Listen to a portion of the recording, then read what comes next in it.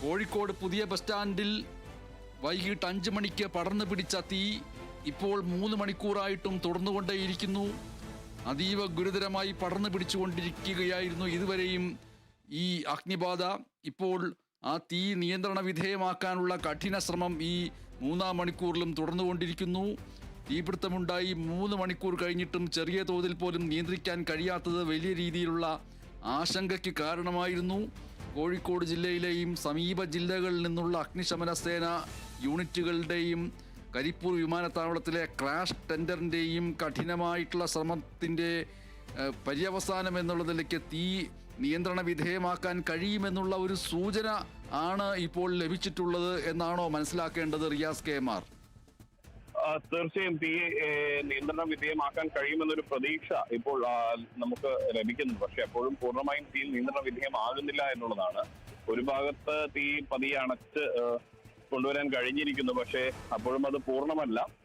ഒരു ഭാഗത്ത് മാത്രമാണ് അത് നിയന്ത്രണ വിധേയമാക്കാൻ കഴിഞ്ഞിട്ടുള്ളത്. മറുഭാഗത്ത് ഇപ്പോഴും തീ ആളിക്കത്തുന്ന ഒരു സാഹചര്യമാണ് ഉള്ളത്. തീ വളരെ ശക്തമായി തന്നെ നിൽക്കുന്ന ഒരു അവസ്ഥയുണ്ട്. എങ്കിൽ കൂടി അഗ്നിരക്ഷാസേനയും മറ്റ് സംവിധാനങ്ങളും എല്ലാം ചേർന്ന് ഈ തീ നിയന്ത്രണ വിധേയമാക്കാനുള്ള ഒരു പരിശ്രമം തുടരുകയാണ്. എല്ലാ ആളുകളും ഉണ്ട് ഇവിടെ, സന്നദ്ധ പ്രവർത്തകരും ഒക്കെ ഉണ്ട് ഇവിടെ എത്തിയിട്ടുണ്ട്. കൂടാതെ മറ്റ് ഈ വെള്ളം ഉപയോഗിക്കുന്നതിന് പുറമെ തന്നെ മറ്റ് കെമിക്കൽ ഉപയോഗിച്ചുകൊണ്ട് ഒക്കെ ഈ തീ അണയ്ക്കാൻ പറ്റുമോ എന്നുള്ള കാര്യമാണ് പ്രധാനമായും നോക്കുന്നത്. അതിനുള്ള ഒരു പരിശ്രമമാണ് ഇപ്പോൾ. നേരത്തെ സൂചിപ്പിച്ചതുപോലെ തന്നെ ഇവിടെ സന്നദ്ധ പ്രവർത്തകർ കുടിവെള്ളം ഒക്കെ വിതരണം ചെയ്യുന്നുണ്ട്. ഇവിടെ അഗ്നിരക്ഷാ സേന അംഗങ്ങൾക്ക് കുടിവെള്ളം നേരത്തെ നമുക്കുൾപ്പെടെ മാസ്ക് എത്തിച്ചു നൽകിയത് സന്നദ്ധ പ്രവർത്തകരാണ്. ഇത് മാനാഞ്ചിറയിൽ നിന്നുള്ള വെള്ളമാണ് ഇവിടേക്ക് ശേഖരിച്ചു കൊണ്ടുവരുന്നത്. കാരണം ഇത്രയും വലിയൊരു ദുരന്തം ഉണ്ടാകുമ്പോൾ മറ്റ് എവിടെ നിന്നും, കാരണം നഗരത്തിന് ഒത്ത മധ്യത്തിലുള്ള മാനാഞ്ചിറ കുളത്തിലെ ആ വെള്ളം മാത്രമാണ് ഇവിടെ കൊണ്ടുവരാൻ പറ്റുക. അല്ലെങ്കിൽ മറ്റെന്തെങ്കിലും വെള്ളം എടുക്കേണ്ടുന്ന ഒരു സാഹചര്യമാണ് ഉള്ളത്.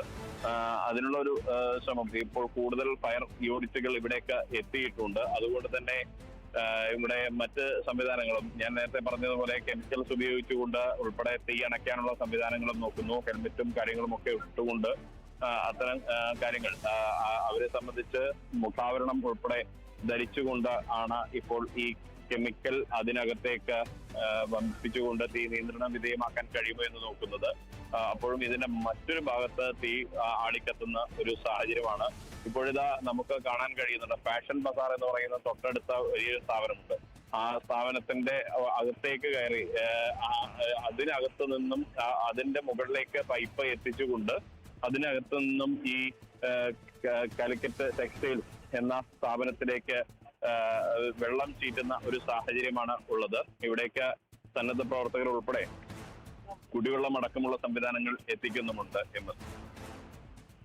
ഇതിൽ കാലിക്കറ്റ് ടെക്സ്റ്റൈൽസ് എന്ന് പറയുന്നത് ഇപ്പോൾ സ്കൂൾ തുറക്കാനുള്ള പശ്ചാത്തലമായതുകൊണ്ട് ബാഗുകൾ അടക്കമുള്ളവയുടെ വലിയ ശേഖരം അവിടെ ഉണ്ടായിട്ടുണ്ടാവാൻ സാധ്യതയുണ്ട്. തുണിത്തരങ്ങൾ മാത്രമായിരുന്നുവെങ്കിൽ അത് തുണി എന്നുള്ള നിലയ്ക്ക് കത്തി അങ്ങോട്ട് അവസാനിക്കേണ്ടതാണ്. പക്ഷേ ഇവിടെ ഈ ബാഗുകൾ, അതേപോലെയുള്ള പ്ലാസ്റ്റിക് ഉൽപ്പന്നങ്ങൾ ധാരാളം ഈ സ്കൂൾ സീസൺ പ്രമാണിച്ച് വാങ്ങി വെച്ചിട്ടുണ്ടാവും. അവ കത്തി ആ തീ അണയാത്ത രീതിയിൽ പ്ലാസ്റ്റിക്കിൻ്റെ കത്തിപ്പടരൽ ഒരു ഭാഗത്ത് നടന്നുകൊണ്ടിരിക്കുന്നു. കറുത്ത പുക.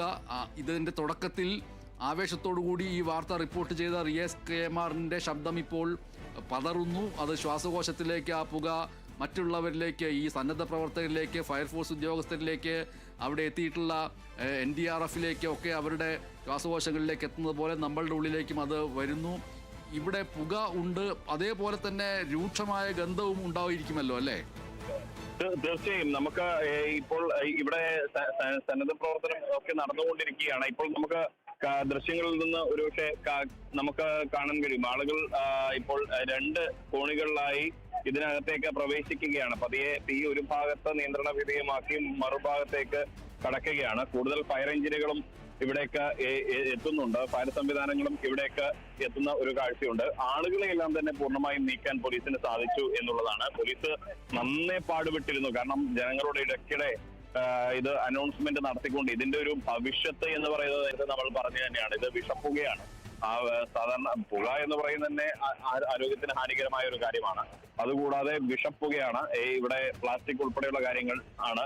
ഇവിടെ ഇപ്പോൾ ഇതിന്റെ സന്നദ്ധ പ്രവർത്തകരായിട്ടുള്ള ആളുകളെയൊക്കെ നമുക്ക് ഇവിടെ കാണാൻ കഴിയുന്നുണ്ട്. അവരെല്ലാം തന്നെ ഈ ഒരു ദൗത്യം വളരെ ശക്തമായി തന്നെ മുന്നോട്ട് കൊണ്ടുപോകാനുള്ള ഒരു പരിശ്രമത്തിലാണ് ഉള്ളത്. ഇപ്പോഴിത് നമുക്ക് ഒറ്റനോട്ടത്തിൽ കാണാൻ കഴിയുന്നത് 3 കോണികൾ, 4ാമത്തെ കോണിയും കൂടി എത്തിച്ചിരിക്കുന്നു. അങ്ങനെ 4 കോണികളിലൂടെ ഇതിന്റെ വശത്തു കൂടി അകത്തേക്ക് കയറിക്കൊണ്ട് അങ്ങനെ ഒരു സംവിധാനമാണ് ഇപ്പോൾ നോക്കുന്നത്. കാരണം അകത്തേക്ക് അതിന്റെ ഒരു വശത്തുള്ള ഒരു ഗ്യാപ്പിലൂടെ നേരെ വെള്ളം ചീറ്റിച്ച് അകത്തുള്ള തീ കൂടി നിയന്ത്രണ വിധേയമാക്കുക എന്നതിലേക്കാണ് കാര്യങ്ങൾ പോകുന്നത്.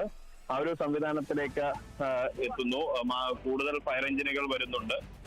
നേരത്തെ വിമാനത്താവളത്തിലെ, കോഴിക്കോട് വിമാനത്താവളത്തിലെ ഫയർ എഞ്ചിൻ അടക്കമുള്ള സംവിധാനങ്ങൾ ഉണ്ട്. നമുക്ക് ഒരുപക്ഷെ അല്പസമയത്തിനകം ഇപ്പോഴത്തെ ഈ ദൃശ്യം നമുക്ക് ലഭ്യമാകും എന്നുള്ളത് തന്നെയാണ് പ്രതീക്ഷിക്കുന്നത്. കാരണം ഏറ്റവും പുതിയ ദൃശ്യങ്ങൾ.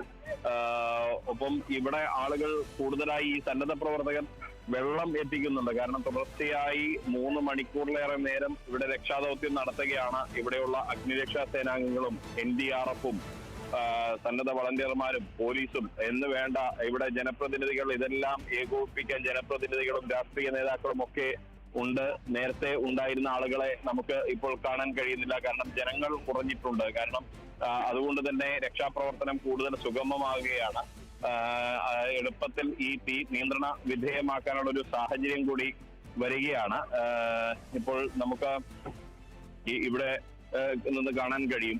ഒരു ബലൂൺ ലൈറ്റിന്റെ പശ്ചാത്തലത്തിൽ 2 ഫയർ എഞ്ചിനുകൾ നിൽക്കുന്നു. ആ ഫയർ എഞ്ചിനുകളുടെ അപ്പുറത്തായി 2 ആ ഗോവണിയിലൂടെ ആളുകൾ കയറുന്ന ഒരു കാഴ്ച നമുക്ക് കാണാൻ കഴിയും. ആ ഗോവണിയിലൂടെ കയറി അതിനകത്തുള്ള അകത്തേക്കുള്ള തീ നിയന്ത്രണ വിധേയമാക്കാൻ പരിശ്രമിക്കുന്ന രക്ഷാപ്രവർത്തകരെ നമുക്ക് കാണാൻ കഴിയും. എങ്കിൽ കൂടിയും അതിന്റെ അപ്പുറത്ത് തീ ഇപ്പോഴും നിയന്ത്രണ വിധേയമാക്കാൻ പറ്റാതെ കത്തുന്നതും കാണാൻ കഴിയുന്നുണ്ട്. അങ്ങനെയുള്ള ഒരു ശ്രമമാണ് ഇപ്പോൾ നടക്കുന്നത്. വലിയൊരു പരിശ്രമമാണ്. ഇവിടെ ഇപ്പോൾ രക്ഷാപ്രവർത്തനത്തിനായി എത്തിയ ആളുകളുണ്ട്. ഇതിപ്പോൾ കുറെ നേരമായി അല്ലേ? ഇത് വലിയൊരു ഭവിഷ്യത്താണ്. കോഴിക്കോട് സമീപകാലത്ത് കണ്ട ഏറ്റവും വലിയൊരു തീയാണല്ലേ? ഒരുപാട് എല്ലാവരും നാട്ടുകാരും സംഘടനാ പ്രവർത്തകരും എല്ലാവരും നല്ല പെർഫോമൻസ് കാഴ്ചവെച്ചു.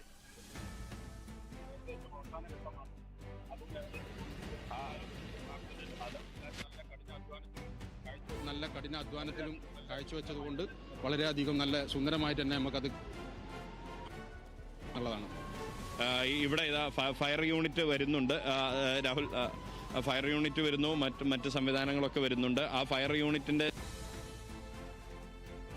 കൂടുതൽ ഫയർ യൂണിറ്റുകൾ ഇങ്ങോട്ടേക്ക് എത്തുകയാണ്. ഏകദേശം ഒരു 60% തീ അണയ്ക്കാൻ സാധിച്ചു എന്ന് നമുക്ക് പറയാം. പക്ഷെ അപ്പോഴും ഉള്ളിൽ കത്തിക്കൊണ്ടിരിക്കുന്ന കാഴ്ചയുമുണ്ട്. അതുകൊണ്ട് പൂർണ്ണമായും തീ അണയ്ക്കാൻ കഴിഞ്ഞു എന്ന് പറയാൻ കഴിയില്ലെങ്കിൽ ോളം തീ അണയ്ക്കാൻ കഴിഞ്ഞിരിക്കുന്നു. ഇപ്പോൾ ഈ ഒരു സന്നദ്ധ പ്രവർത്തകൻ സൂചിപ്പിച്ചതുപോലെ വലിയൊരു അളവ് വരെ ഇവിടെ തീ നിയന്ത്രണ വിധേയമാക്കാൻ കഴിഞ്ഞിട്ടുണ്ട്. ഇവിടെ ഇപ്പോൾ വിവിധ രാഷ്ട്രീയ പാർട്ടി പ്രവർത്തകരും ഇവിടെയുണ്ട്. ഇപ്പോൾ എങ്ങനെയാണ് ഇത് കോഴിക്കോടിനെ സംബന്ധിച്ച് വലിയൊരു ദുരന്തമാണ്? തീർച്ചയായും 4 മണിക്കൂറായി നിന്ന് കത്തുകയാണ്. ഇതൊരു രക്ഷാപ്രവർത്തനത്തിൽ ഇപ്പോൾ ഒരുപാട് ആളുകൾ ഇവിടെ എത്തിച്ചേരുകയും ചെയ്തിട്ടുണ്ട്. 12-15ഓളം യൂണിറ്റ് ഫയർഫോഴ്സ് വന്നിട്ടുണ്ട്. പക്ഷേ രക്ഷാപ്രവർത്തനത്തിൽ ഒരു അപര്യാപ്തത സ്വാഭാവികമായിട്ടുണ്ട്. ഇപ്പോൾ ഇതൊരു കോർപ്പറേഷൻ ബിൽഡിംഗ് ആണെന്ന് പറയാം. ഇതിൻ്റെ ബ്ലൂ പ്രിൻ്റ് ആരെടുത്താണ് ഉള്ളത്? ഇതിനൊരു ബ്ലൂ പ്രിൻ്റ് വേണ്ടേ? സ്വാഭാവികമായി ഒരു രക്ഷാപ്രവർത്തനം അവിടെ നടത്തണമെന്നുണ്ടെങ്കിൽ ഫയർ സർവീസ് 4 ഭാഗത്ത് ഇത് വെള്ളം അടിക്കണമെന്നുണ്ടെങ്കിൽ ഇതിനൊരു ബ്ലൂ പ്രിൻ്റ് കൊടുക്കാൻ അധികാരിക്ക് കഴിയാത്തൊരവസ്ഥയാണ്. അത് അവർ തുറന്ന് സമ്മതിച്ചിട്ടുണ്ട് ഇപ്പോൾ ഇവിടെ. അതുകൊണ്ട് ഈ ഒരു സമയത്ത് രാഷ്ട്രീയം പറയല്ല. പക്ഷേ ഇതൊക്കെ കരുതിയിരിക്കണം. മിഠായിത്തെരുവ് തീപിടുത്തത്തിൽ നിന്ന് നമ്മളൊരു പാഠം ഉൾക്കൊണ്ടില്ല എന്നുള്ളതാണ് ഇതിൻ്റെ ഒരു യാഥാർത്ഥ്യം. മറ്റൊന്ന്, ഈ ബീച്ചിലെ ഫയർ സ്റ്റേഷൻ മാറ്റിയതിനെതിരെ വലിയ പ്രതിഷേധമുയർന്നിരുന്നു. ബീച്ച് എന്ന് പറയുന്ന നഗരത്തിൽ ഉണ്ടായിരുന്ന ഏക അഗ്നിരക്ഷാ നിലയമാണ്. അവിടെ മറ്റ് സംവിധാനങ്ങളൊക്കെ വെട്ടിച്ചുരുക്കി ഇപ്പോൾ കെട്ടിടവും ഒരു യൂണിറ്റും മാത്രമായി ചുരുങ്ങിയ ഒരു സാഹചര്യം. അത് വളരെ അപകടകരമായൊരു സാഹചര്യമാണ് എന്ന് ഇപ്പോൾ ബോധ്യപ്പെടുന്നുണ്ടല്ലേ? 100%. യാതൊരു സംശയമില്ല. 4 മണിക്കൂറായിട്ട് ഇവിടെ നിന്ന് കത്താണ്. നിങ്ങൾ മീഡിയകൾ ഇവിടെ എല്ലാവരും ഉണ്ട്. ഞങ്ങൾ MSFൻ്റെ ജില്ലാ സമ്മേളനവുമായി ബന്ധപ്പെട്ട് ഞങ്ങളെല്ലാവരും ആ സമയം മുതൽ ഇവിടെ ഉണ്ട്. മെഡിക്കൽ കോളേജിലൊരു തീപിടുത്തമുണ്ടായി. എന്താ അതിനുള്ളൊരു മുന്നൊരുക്കം ഈ നഗരം ചെയ്തിട്ടുള്ളത്?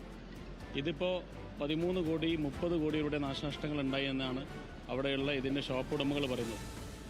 ഇതിൻ്റെ ഒരു ബ്ലൂ പ്രിൻ്റ് കിട്ടാതെ സ്വാഭാവികമായും അവർക്ക് കാര്യത്തിന് ആ ഭാഗം വീണ്ടും കത്തുന്നു രാഹുൽ. നമുക്ക് കാണാൻ കഴിയും അവിടെ തീ അണയ്ക്കാനുള്ളൊരു ശ്രമമാണ് കാണാൻ കഴിയും. അവിടെ തീ വീണ്ടും ഈ ഭാഗത്ത് തീ കത്തുന്ന ഒരു രംഗം.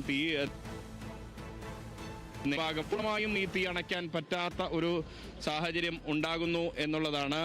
അവിടെ തീ ഇപ്പോൾ വെള്ളം ചീറ്റി ആ തീ ഒന്ന് പുറത്തേക്ക് വരുന്നത് അടക്കി നിർത്താൻ സാധിച്ചിട്ടുണ്ട്. പക്ഷേ പൂർണ്ണമായും തീ നിയന്ത്രണ വിധേയമാക്കാൻ കഴിഞ്ഞിട്ടില്ല എന്നതാണ് നമുക്ക് ഇപ്പോൾ കാണാൻ കഴിയുന്നത്.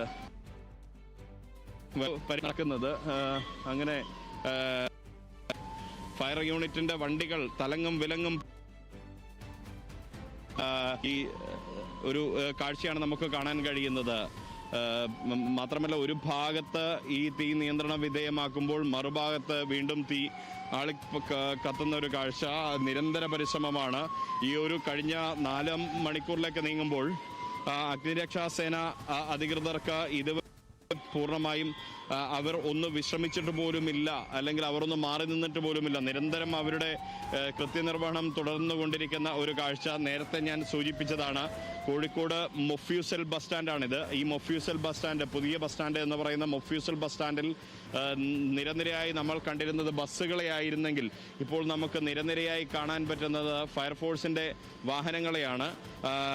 ഈ ഭാഗത്തായി നമുക്ക് നിരവധിയായിട്ടുള്ള ജനപ്രതിനിധികളും ആളുകളുമൊക്കെ നമുക്ക് കഴിയും. ഒരു ഭാഗത്ത് തീ അണയ്ക്കാനുള്ള ശ്രമം തുടരുന്നു. തീ ആളിക്കത്തിയ ഒരു ഭാഗത്ത് തുടരുന്നു, മറുഭാഗത്തും തീ അണയ്ക്കുന്നു. ഇതിന്റെ ഒത്ത നടുവിൽ ഇപ്പോൾ തീ നിയന്ത്രണ വിധേയമാക്കാൻ കഴിഞ്ഞിട്ടുണ്ട്. പക്ഷേ അത് എത്ര നേരം എന്നുള്ളത് പറയാൻ കഴിയില്ല. അവിടെ ജില്ലാ കളക്ടർ അടക്കം.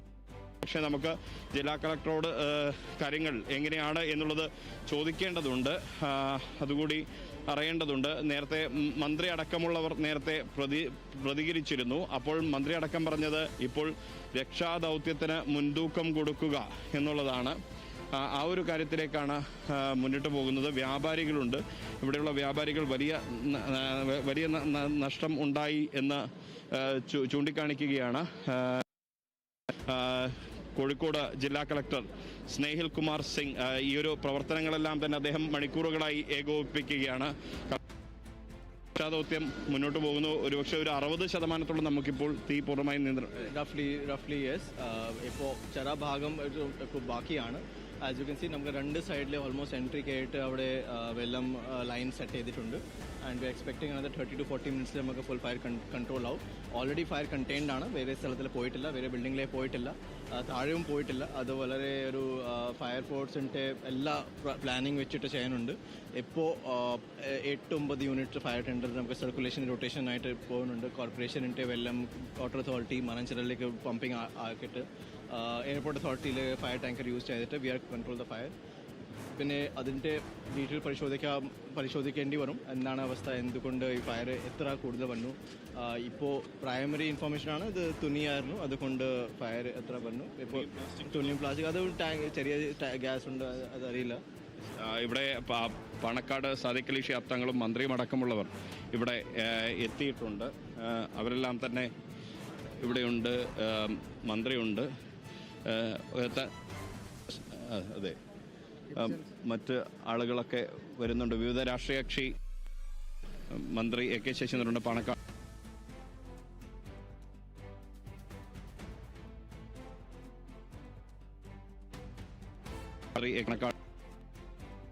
കോഴിക്കോടിനെ സംബന്ധിച്ചിടത്തോളം കോഴിക്കോട് ഒരു സംഭവം നമുക്ക് പറയാൻ കഴിയുകയില്ല. അതായത് ഒരു കാഴ്ചയാണ് ഇവിടെ കാണാൻ പറ്റുന്നത്. ഒരു വലിയ വൻ നഷ്ടം തന്നെ ഇവിടെ സംഭവിച്ചു. ഏതായാലും നമുക്ക് ഒരുമിച്ച് ഇതിനൊക്കെ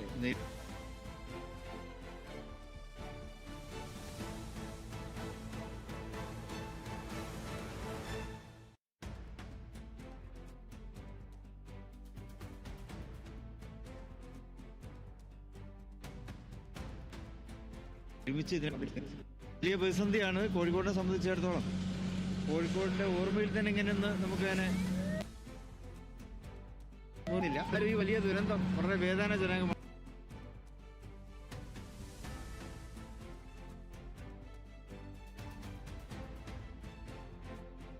ജില്ലാ ഭരണകൂടവും സംസ്ഥാന സർക്കാർ ആ ഒരു നിലക്ക് തന്നെ ഇവിടെ കാര്യങ്ങൾ കൈകാര്യം ചെയ്യുന്നുണ്ട്.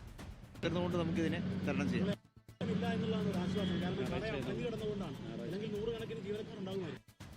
ഇപ്പോൾ സൺഡേ ആയതുകൊണ്ട്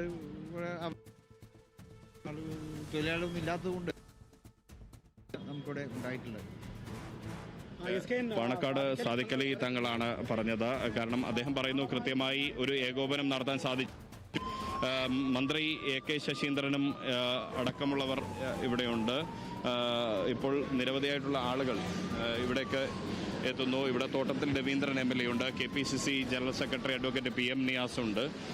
ഇവരെല്ലാം തന്നെ ഇവിടെ ഒറ്റക്കെട്ടായി നിന്ന് ഇതിൻ്റെ ഒരു രക്ഷാപ്രവർത്തനത്തിന് മുന്നിൽ നിന്ന് അതായത് പ്രവർത്തിക്കുകയാണ്. മന്ത്രി AK ശശീന്ദ്രനും പാണക്കാട് സാദിഖ് അലി ശിഹാബ് തങ്ങളും അടക്കമുള്ള പൊതുസമൂഹമുണ്ട്. അതിനപ്പുറത്തേക്ക് ഇവിടുത്തെ നമ്മുടെ ജില്ലാ ഭരണകൂടത്തിൻ്റെ ഭാഗമായിട്ടുള്ള സംവിധാനങ്ങൾ, ജില്ലാ കളക്ടർ സ്നേഹിൽ കുമാർ സിംഗ്, ഒപ്പം തന്നെ city police commissioner T Narayanan അടക്കമുള്ള ആളുകൾ, ഉത്തരമേഖല IG രാജ്പാൽ മീണ അടക്കമുള്ള ആളുകൾ വരുന്നു എന്നുള്ളതാണ്. ഇവിടെ ആളുകൾ ഇപ്പോഴും ഈ ചില യുവാക്കളായിട്ടുള്ള ആളുകളൊക്കെ ഇവിടേക്ക് കാഴ്ച കാണാൻ വരുന്ന ആളുകളുണ്ട്. എല്ലാ യുവാക്കളുമല്ല, ചില ആളുകളെങ്കിലും കാഴ്ച കാണാനായി ഇവിടേക്ക് വരുന്നു എന്ന ദൗർഭാഗ്യകരമായൊരു കാഴ്ച നമുക്ക് കാണാൻ കഴിയുന്നുണ്ട്.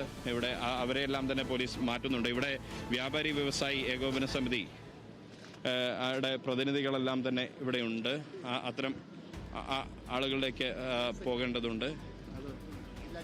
അപ്പോൾ അവര് ഇപ്പോൾ മറ്റൊരു മാധ്യമത്തോട് പ്രതികരിക്കുകയാണ്.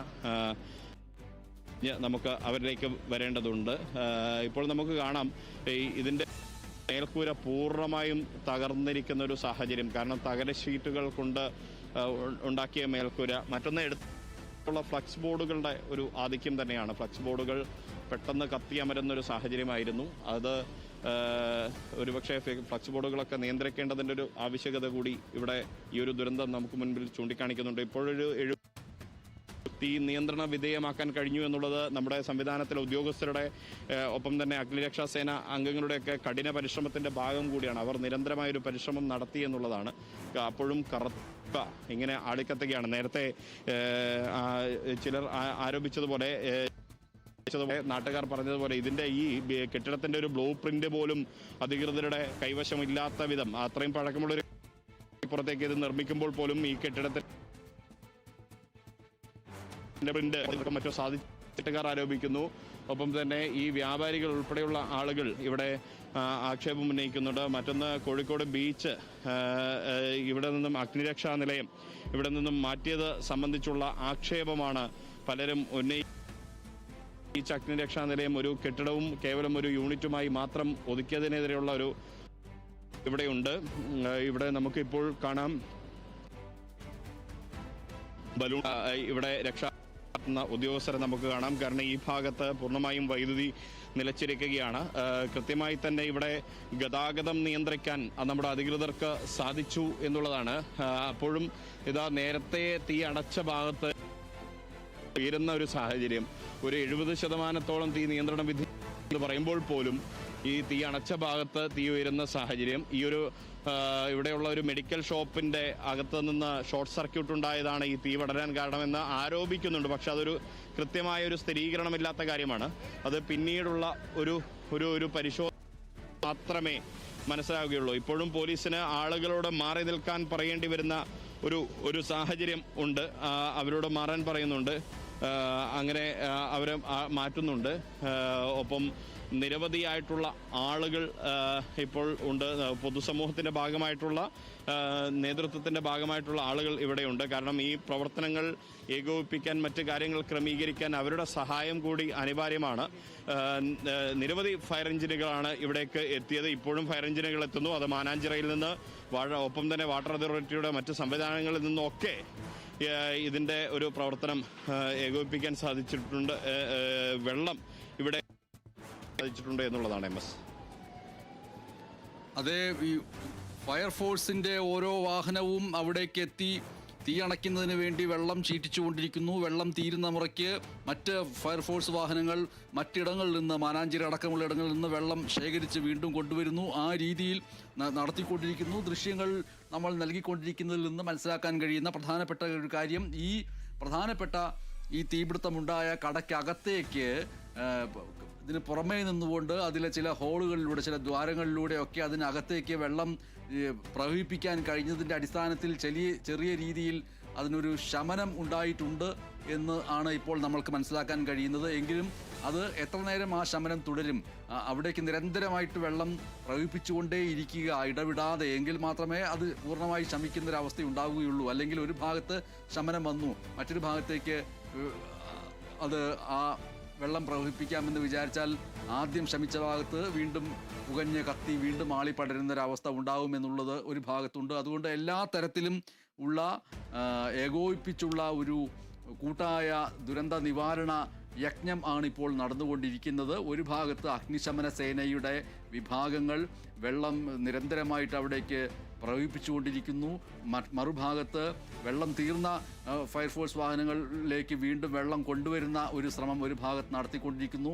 ഈ 3 മണിക്കൂറിലധികമായി 3.5 മണിക്കൂറായി നിരന്തരമായിട്ട് വിശ്രമമില്ലാതെ ഈ തീ കെടുത്താൻ ശ്രമിച്ചുകൊണ്ടിരിക്കുന്നവർക്ക് വെള്ളം കൊടുക്കുന്നതടക്കമുള്ള കാര്യങ്ങൾ ഏകോപിപ്പിക്കുന്നതിന് വേണ്ടി സന്നദ്ധ പ്രവർത്തകർ, രാഷ്ട്രീയ സംഘടനകളുടെ, യുവജന സംഘടനകളുടെ പ്രവർത്തകർ ഒരു ഭാഗത്ത് ശ്രമം നടത്തിക്കൊണ്ടിരിക്കുന്നു. മറുഭാഗത്ത് ഏതെങ്കിലും മറ്റു രീതിയിലുള്ള അത്യാഹിതങ്ങൾ ഉണ്ടായാൽ ഉടൻ സജ്ജമായി പ്രവർത്തിക്കാൻ പാകത്തിന് ആംബുലൻസുകൾ വലിയ നിരയായിട്ട് അവിടെ വരുന്നു. നെടുമ്പാശ്ശേരി, കോഴിക്കോട് കരിപ്പൂർ വിമാനത്താവളത്തിൽ നിന്ന് ഉള്ള പ്രത്യേക സംവിധാനങ്ങൾ ഇവിടെ കൊണ്ടുവന്നിരിക്കുന്നു. വെളിച്ചക്രമീകരണം നടത്തിയിരിക്കുന്നു. ഈ ആൾക്കൂട്ടം തടിച്ചുകൂടി മറ്റൊരു രീതിയിലുള്ള അപകടം ഉണ്ടാകാതിരിക്കുന്നതിന് വേണ്ടി പോലീസ് ശക്തമായിട്ട് ഇടപെട്ട് വടം വലിച്ച് കെട്ടിക്കൊണ്ട് തിരിച്ചിരിക്കുന്നു. നഗരത്തിലെ ഗതാഗത സംവിധാനങ്ങൾ മറുഭാഗത്ത് ഇപ്പോൾ എന്തായിരിക്കുകയാണ് എന്ന് ചോദിക്കുകയാണെങ്കിൽ അവിടെയും വലിയ രീതിയിലുള്ള ഗതാഗത കുരുക്കുകൾ ഉണ്ട്. ഈ പ്രദേശത്ത് മുഴുവനും വൈദ്യുതി വിച്ഛേദിച്ചിരിക്കുന്നു എന്നുള്ളതാണ്. ഈ പ്രദേശത്തെ പ്രധാനപ്പെട്ട ഈ കടയിൽ ജോലി ചെയ്തിരുന്നവരടക്കമുള്ളവർക്ക് ഇനി മാസങ്ങളോളം ഈ ജോലി നഷ്ടപ്പെട്ടതിൻ്റെ ഒരു പ്രശ്നം ഒരു ഭാഗത്തുണ്ട്. എത്ര ലക്ഷങ്ങളുടെ, കോടികളുടെ നഷ്ടമുണ്ടായിട്ടുണ്ട് എന്നതിൻ്റെ കണക്കുകൾ വരാനിരിക്കുന്നു. അതൊക്കെ അപ്രസക്തമാണ് ഈ നിമിഷം. ഇപ്പോൾ പൂർണ്ണമായിട്ടും ഈ തീ അണയ്ക്കുക എന്നുള്ള ലക്ഷ്യവുമായിട്ട് ഏകോപിപ്പിച്ചുകൊണ്ടുള്ള പ്രവർത്തനം നടത്തിക്കൊണ്ടിരിക്കുന്നു. വനം മന്ത്രി AK ശശീന്ദ്രൻ അടക്കമുള്ളവർ, ജില്ലാ കളക്ടർ, IG അടക്കമുള്ളവർ, പ്രധാനപ്പെട്ട രാഷ്ട്രീയ സംഘടനകളുടെ തലപ്പത്തുള്ളവർ, യുവജന സംഘടനകളുടെ പ്രവർത്തകർ, സന്നദ്ധ സംഘടനാ പ്രവർത്തകർ എന്നിവരെല്ലാവരും ഒരുമിച്ച് ചേർന്നുകൊണ്ടുള്ള കൂട്ടായിട്ടുള്ള ഒന്നാണ്. അതീവ ഗുരുതരമായിട്ടുള്ള ഒരു ദുരന്തം ആണ് ഇന്ന് ഉണ്ടായത്. അതിനിപ്പോഴും ശമനം ഉണ്ടായിട്ടില്ല. ഇപ്പോഴും ആ ശ്രമം തുടർന്നുകൊണ്ടേയിരിക്കുന്നു. അത് പടർന്നു പിടിക്കുന്നു, പല ഭാഗത്തും ശമിപ്പിക്കാൻ ശ്രമിക്കുന്നു മറ്റൊരു തരത്തിൽ.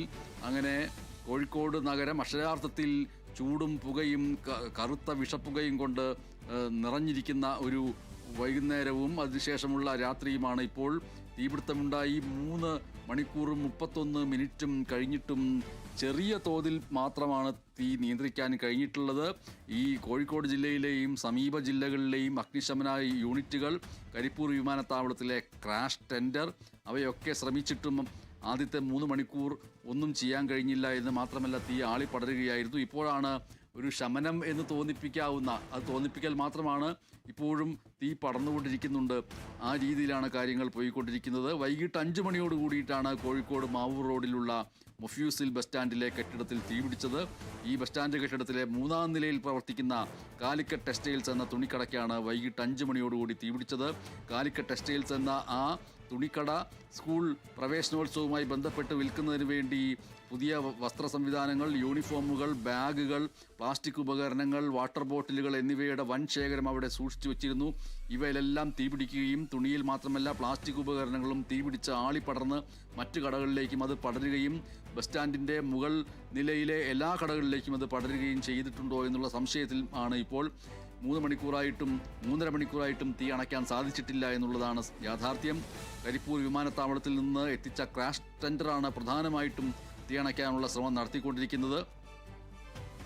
കൂടുതൽ സ്ഥലങ്ങളിലേക്ക് തീ പടരും എന്നതുകൊണ്ട് അതിനെ ഏത് രീതിയിൽ നിയന്ത്രിക്കാമെന്നുള്ളത് ഫലപ്രദമായിട്ട് ആലോചിച്ച് നടപ്പാക്കിക്കൊണ്ടിരിക്കുന്നു. മറ്റ് മറ്റ് കടകളിലും തീ പടർന്നതോടുകൂടി ഒരു ഗുരുതരമായ സാഹചര്യം ഇവിടെ നിലനിൽക്കുന്നുണ്ട്. തുടക്കത്തിൽ 4 ഫയർഫോഴ്സ് യൂണിറ്റുകൾ എത്തിയാണ് തീ അണയ്ക്കാൻ ശ്രമിച്ചത്. അങ്ങനെയുള്ള ആ ശ്രമത്തിൻ്റെ ഇടയിൽ കെട്ടിടത്തിൻ്റെ കൂടുതൽ ഭാഗത്തേക്ക് തീ പടരുന്നത് ഫയർഫോഴ്സിന് തുടക്കത്തിൽ വെല്ലുവിളിയായിരുന്നു. കെട്ടിടത്തിൻ്റെ മറ്റ് നിലകളിലുണ്ടായിരുന്നവരെല്ലാം തുടക്കത്തിൽ തന്നെ ഒഴിപ്പിക്കാൻ കഴിഞ്ഞത് ആശ്വാസകരമായി. വൈകിട്ട് 5 മണിക്കാണ് ഈ തീപിടുത്തം ഉണ്ടായത്. കെട്ടിടത്തിൻ്റെ എഡ്ജ് കേന്ദ്രീകരിച്ച് വെള്ളം ഒഴിച്ചതുകൊണ്ടാണ് തീ തൊട്ടടുത്ത കെട്ടിടത്തിലേക്ക് പടർന്നു പിടിക്കുന്നത് തടയാൻ കഴിഞ്ഞത്. പിന്നീട് 20 യൂണിറ്റ് ഫയർഫോഴ്സ് സംഘം എത്തി. അത് 30 യൂണിറ്റ് ഫയർഫോഴ്സ് സംഘമായിട്ട് അപ്ഡേറ്റ് ചെയ്യപ്പെട്ടു. ആർക്കും പരിക്കോ മറ്റ് അപകടങ്ങളോ ഒന്നും ഉണ്ടായിട്ടില്ല. ഫയർഫോഴ്സ് എത്താൻ വൈകിയോ എന്നുള്ള കാര്യം പരിശോധിക്കുമെന്നൊക്കെ ജില്ലാ കളക്ടർ സൂചിപ്പിക്കുകയുണ്ടായി. കേരള വിഷൻ ന്യൂസിനോട് ജില്ലാ കളക്ടർ ഇക്കാര്യത്തെക്കുറിച്ച് വിശദമായിട്ട് സംസാരിച്ചിരുന്നു. നമ്മൾ തൊട്ടു മുമ്പ് തത്സമയം അത് സംപ്രേഷണം ചെയ്യുകയും ചെയ്തു. എന്തായാലും മലബാറിലെ മുഴുവൻ ഫയർഫോഴ്സ് യൂണിറ്റുകളും ഇപ്പോൾ ഈ പറയുന്ന കോഴിക്കോട് മാവൂർ റോഡിലെ പുതിയ ബസ് സ്റ്റാൻഡിൽ എത്തിയിട്ടുണ്ട്. ഉള്ളിലേക്ക് കടന്ന് തീ അണയ്ക്കുന്നതിനാണ് പ്രധാനപ്പെട്ട പ്രയാസം നേരിടുന്നത് എന്നാണ് ഫയർഫോഴ്സ് മേധാവി തന്നെ കേരള വിഷൻ ന്യൂസിനോട് സൂചിപ്പിച്ചിരിക്കുന്നത്. ഈ സമയത്ത് കോഴിക്കോട് നഗരത്തിലെ ഗതാഗത കുരുക്ക് രൂക്ഷമായിട്ട് തുടരുകയാണ് എന്നതിലൊരു സംശയവുമില്ല. നഗരത്തിൽ വലിയ രീതിയിലുള്ള കനത്ത പുക പടർന്നതുകൊണ്ട് വലിയ ശ്വാസം മുട്ടലടക്കമുള്ള പ്രശ്നങ്ങൾ അനുഭവിക്കുന്നുണ്ട് എന്നുള്ള രീതിയിലുള്ള റിപ്പോർട്ടുകളും പുറത്തു വരുന്നുണ്ട്. തീ നിയന്ത്രിക്കുന്നതിൽ ഏറ്റവും വലിയ പ്രതിസന്ധിയായി മാറിയിട്ടുള്ളത് അവിടുത്തെ തകര പ്ലാസ്റ്റിക് ഷീറ്റുകളാണ്. കെട്ടിടത്തിന് ചുറ്റും നിരവധിയായിട്ടുള്ള പരസ്യ ബോർഡുകൾ ഉണ്ടായിരുന്നു. ഇതിനെല്ലാം മാറ്റിക്കൊണ്ട് അകത്തേക്ക് കടക്കുക എന്നുള്ളതാണ് ഏറ്റവും വലിയ പ്രതിസന്ധിയായി മാറിയത്. അത്തരത്തിലുള്ള ഫ്ലക്സ് ബോർഡുകളുടെ പ്ലാസ്റ്റിക് ഫ്ലക്സ് കത്തിക്കഴിഞ്ഞതിന് ശേഷം അതിൻ്റെ ഇരുമ്പ് ചട്ടക്കൂട് തകർത്ത് മാറ്റിക്കൊണ്ടാണ് അകത്തേക്ക് പ്രവേശിക്കുകയോ അല്ലെങ്കിൽ അകത്തേക്ക് ഈ വെള്ളം പ്രവഹിപ്പിക്കുന്ന പമ്പുകളുടെ കുഴലുകൾ എത്തിക്കാനോ കഴിഞ്ഞിട്ടുള്ളത്. ഇപ്പോൾ ആ രീതിയിൽ ആണ് കടയുടെ ഉള്ളിലേക്ക് അതിൻ്റെ കുഴലുകൾ എത്തിച്ച് അകത്തേക്ക് ഈ തീയുടെ പ്രഭവ കേന്ദ്രത്തിലേക്ക് ജലധാര പ്രവഹിപ്പിക്കാനുള്ള ശ്രമങ്ങൾ നടത്തിക്കൊണ്ടിരിക്കുന്നത്. അത് വിജയം കണ്ടാൽ മാത്രമാണ് ഈ ഇപ്പോഴത്തെ അഗ്നിബാധയ്ക്ക് ഒരു ശമനം ഉണ്ടാവുകയുള്ളൂ. പുറത്ത് ബസ് സ്റ്റാൻഡിനകത്ത് വലിയ ആൾക്കൂട്ടം നേരത്തെ ഉണ്ടായിരുന്നു. അവരെ പുറത്തേക്ക് മാറ്റിയത് കയർ കൊണ്ട് സുരക്ഷാ വേലി കെട്ടി നിയന്ത്രിച്ചുകൊണ്ടാണ്. ആ രീതിയിൽ ഇപ്പോഴും വലിയ ഒരു ദുരന്തത്തെ ഇല്ലാതാക്കാനുള്ള ശ്രമം നടത്തിക്കൊണ്ടിരിക്കുന്നു. റിയാസ് കെ.എം.ആർ. തീർച്ചയായും MS, നമുക്കിപ്പോൾ കാണാൻ കഴിയുന്നത് പി എന്ന് പറയുന്ന ഇംഗ്ലീഷ് മെഡിക്കൽ ഷാപ്പിന്റെ മുകൾ നില, ആ മെഡിക്കൽ ഷാപ്പിന്റെ മുകൾ നിലയുടെ ഭാഗം കത്തിക്കൊണ്ടിരിക്കുന്നുണ്ട്. കാരണം ഈ ഒരു ഭാഗത്തു നിന്നാണ് ഇതിന്റെ ഒരു പ്രഭവ കേന്ദ്രം. കൃത്യമാണോ എന്നറിയില്ല. ഇപ്പോഴിതാ JCB ഉപയോഗിച്ചുകൊണ്ട്, നേരത്തെ അത് ചില്ല് ഗ്ലാസ് ആയിരുന്നു, അതുകൊണ്ട് തന്നെ അഗ്നിരക്ഷാസേനയ്ക്ക് അങ്ങോട്ടേക്ക് വെള്ളം ചീറ്റുന്നതിന് വലിയ പ്രതിസന്ധി ഉണ്ടായിരുന്നു. JCBയെ കൊണ്ടുവന്നുകൊണ്ട് ആ ചില്ല് ഗ്ലാസ് പൂർണ്ണമായും JCBയുടെ ആ കൈ കൊണ്ട് അടിച്ച് പൊട്ടിച്ച് അതിനുശേഷം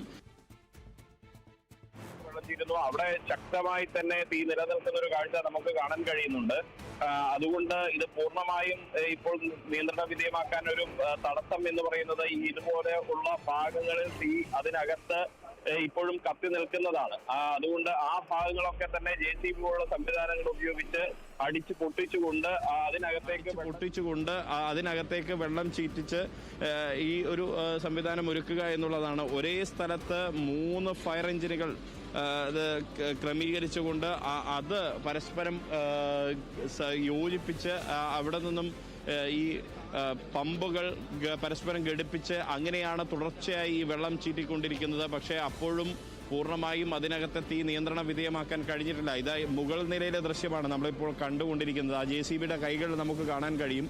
ആ JCBയുടെ കൈകൾ അതിങ്ങനെ തകർക്കുകയാണ്. അത് തകർത്ത് ആ മെഡിക്കൽ ഷോപ്പിന്റെ മുകളിലെത്തുന്ന നിലയിൽ നമുക്ക് കാണാൻ കഴിയും.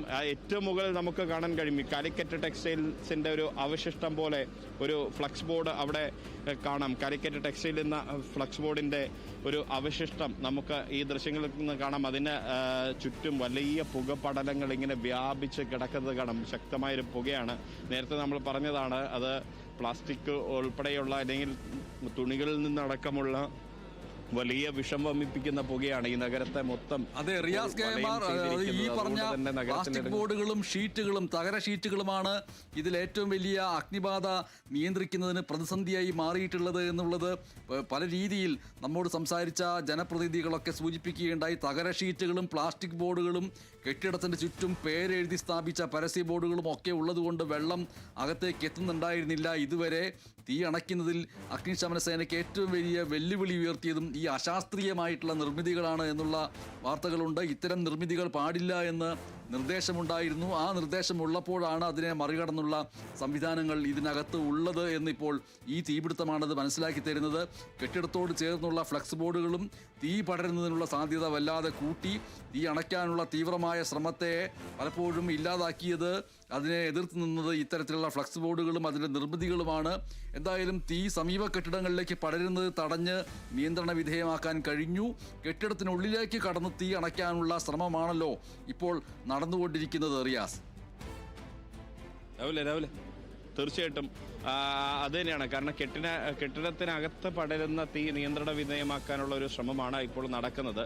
കാരണം ഫയർ എഞ്ചിനുകളെല്ലാം തന്നെ ഒരു ഭാഗത്ത് കേന്ദ്രീകരിച്ചുകൊണ്ട് ആ തീ പൂർണ്ണമായും അണയ്ക്കുക എന്ന ഒരു ദൗത്യത്തിലേക്കാണ് അവർ എത്തിയിട്ടുള്ളത്. അതിനുള്ളൊരു ശ്രമമാണ് ഇപ്പോൾ അവർ നടത്തുന്നത്. അതിൻ്റെ ഭാഗമായിട്ടാണ് ഇപ്പോൾ ഈ ഒരു മെഡിക്കൽ ഷോപ്പിൻ്റെ മുകൾ നിലയിലുള്ള ആ ഒരു ഭാഗത്തെ ബോർഡുകളെല്ലാം തന്നെ JCB ഉപയോഗിച്ചുകൊണ്ട് തകർത്ത് തരിപ്പണമാക്കി ആ അകത്തേക്കുള്ള അവിടേക്ക് വെള്ളം എത്തിച്ച് അത് ചീറ്റിച്ച് ആ തീ നിയന്ത്രണ വിധേയമാക്കാനുള്ള ഒരു ശ്രമമാണ്, കഠിന പരിശ്രമമാണ് നടക്കുന്നത്. ഇത് 4ാമത്തെ മണിക്കൂർ പിന്നിട്ടിരിക്കുന്നു. 4ാമത്തെ മണിക്കൂറും കഴിഞ്ഞ് പോവുകയാണ്. 3.5 മണിക്കൂറുകളിലധികം പിന്നിട്ടിരിക്കുന്നു. 4ാമത്തെ മണിക്കൂറിലേക്ക് കടക്കുകയാണ്. അപ്പോഴും ഈ തീ നഗരത്തിൻ്റെ, കോഴിക്കോട് നഗരം സമീപകാലത്ത് കണ്ട ഏറ്റവും വലിയ ഒരു അഗ്നിബാധ എന്ന് പറയാം. അവിടെയുള്ള പ്ലാസ്റ്റിക് ഷീറ്റുകളും അതിൻ്റെ മേൽക്കൂരയിലുള്ള സാധനങ്ങളുമൊക്കെയാണ് ഇപ്പോൾ കത്തി നശിക്കുന്ന ഒരു കാഴ്ചയാണ് നമുക്ക് കാണാൻ കഴിയുന്നത്. അത് താഴേക്ക് വീഴുന്നുണ്ട്. ഒരുപക്ഷെ അതിൻ്റെ താഴെ രക്ഷാപ്രവർത്തകരൊക്കെ നിൽക്കുന്നുണ്ട്. അവരെല്ലാം തന്നെ ഇത് അണയ്ക്കാനുള്ള ഒരു കഠിന പരിശ്രമത്തിലാണ് ഉള്ളത്. ഇവിടെ നമുക്ക് കാണാം അഗ്നിരക്ഷാ സേന ഉദ്യോഗസ്ഥർ, ഒപ്പം തന്നെ NDRFൻ്റെ സന്നദ്ധ വളണ്ടിയർമാരടക്കമുള്ള ആളുകളുണ്ട്. പോലീസ് ഒരു പരിധിവരെ പോലീസ് ഇക്കാര്യത്തിൽ വിജയിച്ചു. ജനങ്ങളെ മാറ്റുന്നതിൽ പോലീസ് വിജയിച്ചു എന്ന് പറയാം. നമുക്ക് ഇപ്പോൾ കാണാം അവിടത്തേക്ക് ആ തീ ശക്തമായി പടരുന്ന ഭാഗത്തേക്ക് വെള്ളം ശക്തമായി ചീറ്റിക്കുകയാണ്. ഈ തീ നിയന്ത്രണ വിധേയമായി കഴിഞ്ഞാൽ ഒരു പരിധിവരെ ഒരു 90% തീ അണയ്ക്കാൻ കഴിഞ്ഞു എന്ന് പറയും. ഇപ്പോൾ ഒരു 80% തീ അണയ്ക്കാൻ സാധിച്ചിട്ടുണ്ട് ഈ ഒരു 4 മണിക്കൂർ നീണ്ട കഠിന പരിശ്രമത്തിനൊടുവിൽ. പക്ഷേ അപ്പോഴും ഇതിനകത്ത് തീയുടെ അവശിഷ്ടങ്ങളുണ്ട് എന്നുള്ളതാണ്. ഏത് സമയത്തും അത് കത്തി എരിയാൻ സാധ്യതയുണ്ട്. അതുകൊണ്ട് പൂർണ്ണമായും നിയന്ത്രണ വിധേയമാക്കി മാത്രം ഈ ഒരു രക്ഷാദൗത്യത്തിൽ നിന്നും മടങ്ങുക എന്നുള്ളതാണ് ഇവിടെ അഗ്നിരക്ഷാസേന ഉദ്യോഗസ്ഥരായാലും നേരത്തെ ഇത് ഏകോപിപ്പിക്കുന്നത് മന്ത്രി AK ശശീന്ദ്രൻ മുതൽ ഇങ്ങോട്ടേക്കുള്ള ആളുകൾ. പ്രത്യേകിച്ച് എടുത്തു പറയേണ്ടത് ഉദ്യോഗസ്ഥരുടെ ഒരു ഇടപെടൽ തന്നെയാണ്.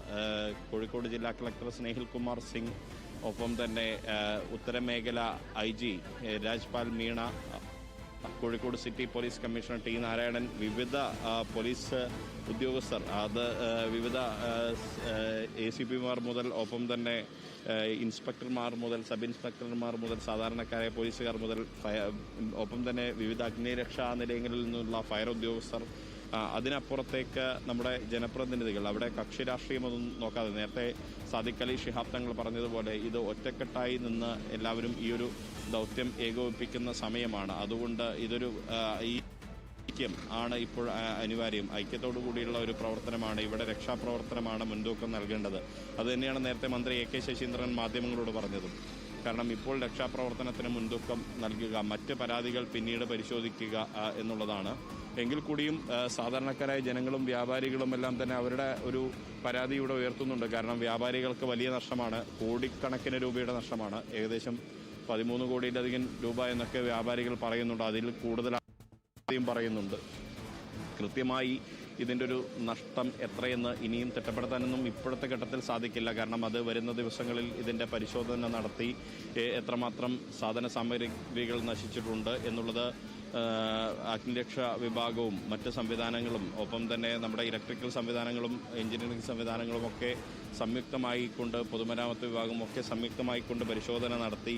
അങ്ങനെ മാത്രമാണ് ഇവിടെയുള്ള നഷ്ടം വിലയിരുത്താൻ സാധിക്കുക. ആ ഭാഗത്തെ തീ, അതായത് നേരത്തെ പറഞ്ഞ മെഡിക്കൽ ഷോപ്പിൻ്റെ മുകളിലത്തെ നിലയിലുള്ള തീ ഇപ്പോൾ നിയന്ത്രണ വിധേയമാക്കാൻ കഴിഞ്ഞിരിക്കുന്നു. അതായത് 90% തീ അണയ്ക്കാൻ കഴിഞ്ഞു എന്ന് പറയാൻ ആയോ എന്ന് നമുക്കിപ്പോഴും അറിയില്ല. കാരണം ഏതെങ്കിലും ഒരു ഭാഗത്ത് നേരത്തെ അങ്ങനെയായിരുന്നു, നമ്മൾ ഒരു ഭാഗത്ത് തീ അണച്ചു എന്ന് പറയുമ്പോൾ മറുഭാഗത്തേക്ക് തീ ആളിപ്പടരുന്നൊരു സാഹചര്യമാണ് ഉണ്ടായിരുന്നത്.